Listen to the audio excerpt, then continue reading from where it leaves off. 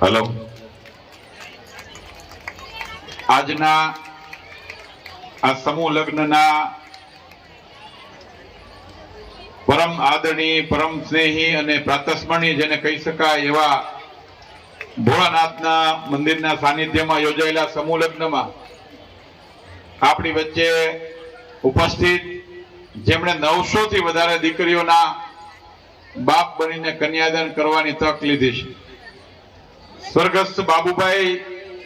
वाक ने याद करवा पड़े कि एमने सेवानो चालू करेलो आ चिल्लो एमना दीकरा विजयभाई आ बीजी पेढ़ीए पण अखंड जाळवी राखे छे। अने फक्त समूह लग्न नहीं, ए मोमाय मोराનું मंदिर होय के धर्म जागरण माटे सनातन धर्मनी कोई पण वात होय के कोई पण सेवाकीय संस्था होय एमां विजयभाई वाकનું योगदान न होय एवुं न बने। तो आवा सुंदर અત્યાર સુધીમાં મારા વિજયભાઈ વાત હતી 27મો કેટલામો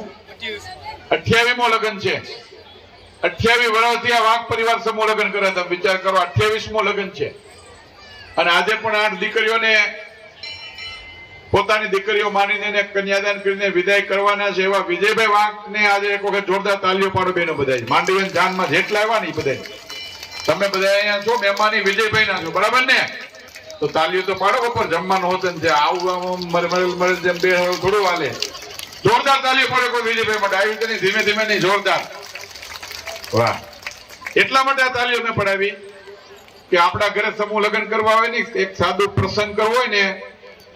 તોય ત્રણની બેનું દોડી અત્યારે ભેગું થાય છે ને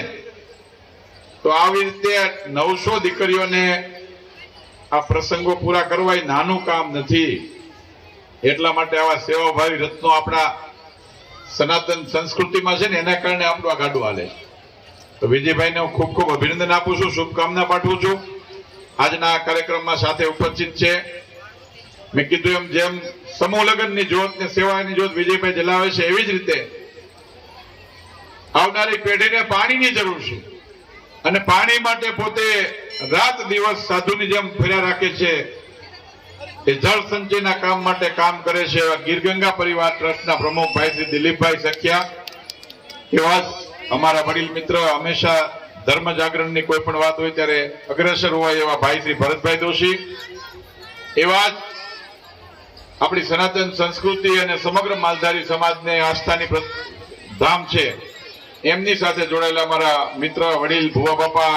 ભાઈ શ્રી દિનેશભાઈ લામકા મંચ ઉપરના સૌ આગેવાનો આટલી મોટી સંખ્યામાં જાનમાં આવેલા સૌ જાનૈયાઓ માંડવે આવેલા સૌ માંડૈયાઓ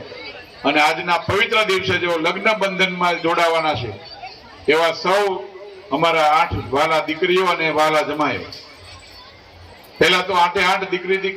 દીકરીઓને અને જમાઈઓને દીકરાઓને હૃદયની શુભકામના પાઠવું છું કે તમારો આજના પવિત્ર દિવસે થતું લગ્નથી બંધન એ તમારા જીવનમાં નવી ઉર્જા આપે, ખૂબ સુખી થાઓ, માતાજી તમારા લગ્ન જીવનને ખૂબ રંગે ચંગે પૂરે અને આવનારા દિવસોમાં તમે તમારો સંસાર ફૂલો ફાલો આગળ વધે એવી માં ભગવતીને અને ભોળાનાથના ચરણોમાં પ્રાર્થના કરીને તમને શુભકામના પાઠવું છું।